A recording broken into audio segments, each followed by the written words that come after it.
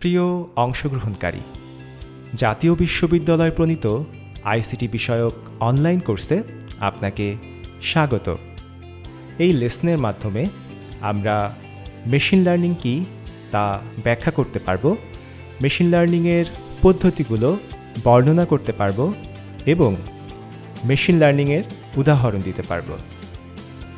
প্রিয় অংশগ্রহণকারী, কেমন হতো আমরা যদি এমন একটি সিস্টেম তৈরি করতাম যার সামনে হাত উঁচু করলে সে বলে দিতে পারত?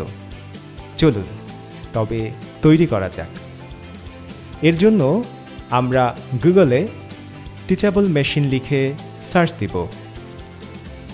সার্চ রেজাল্ট থেকে প্রথম লিঙ্ক teachablemachine.withgoogle.com-এ প্রবেশ করব।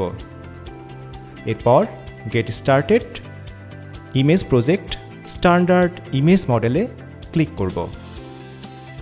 ক্লাস 1 ও ক্লাস 2কে হাত উঁচু ও হাত নিচুতে রিনেম করব। হাত উঁচু ক্লাসের ওয়েবক্যাম বাটনে ক্লিক করে হাত উঁচু করা কিছু ছবি দিব ও একইভাবে হাত নিচু ক্লাসের ওয়েবক্যাম বাটনে ক্লিক করে হাত নিচু করা কিছু ছবি দিব। এরপর ট্রেন মডেল বাটনে ক্লিক করে কিছুক্ষণ অপেক্ষা করব। ব্যাস, আমাদের কাজ শেষ। এবার হাত উঁচু বা নিচু করে আমরা দেখব মেশিন সেটি ধরতে পারে কিনা। আমরা দেখলাম কিভাবে সহজে মেশিনকে কোনো কিছু শেখাতে পারি। এই পদ্ধতিকেই মেশিন লার্নিং বলে।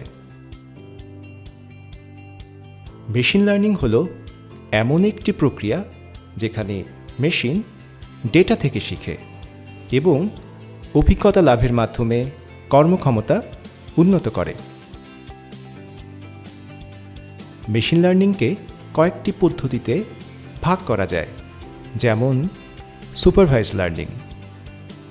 একটু আগেই আমরা দেখেছি ডেটাকে লেবেল দ্বারা ভাগ করে কিভাবে মেশিনকে তাদের পার্থক্য শেখানো যায় এবং পরবর্তীতে মেশিনকে দিয়ে তাদের আইডেন্টিফাই করা যায়।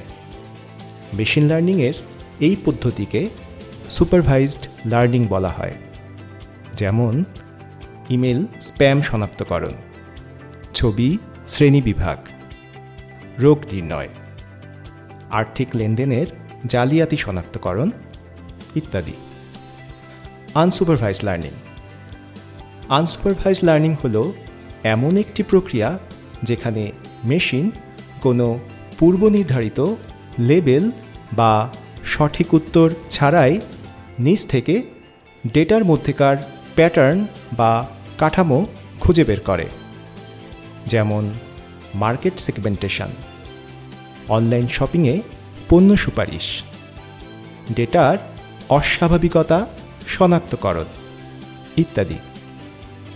সুপারভাইজড লার্নিং ও আনসুপারভাইজড লার্নিং ছাড়াও আরেকটি মেশিন লার্নিং পদ্ধতি রয়েছে, যেখানে মেশিন পরীক্ষা নিরীক্ষা করে ভুল থেকে শেখে। মেশিন সঠিক হলে পুরস্কার দেওয়া হয় এবং ভুল হলে তিরস্কার করা হয়। এই পদ্ধতিকে বলা হয় রিইনফোর্সমেন্ট লার্নিং, যেমন স্বয়ংক্রিয় গাড়ি, দাবা খেলোয়াড় কম্পিউটার, স্বয়ংক্রিয় ট্রাফিক সিগন্যাল ইত্যাদি।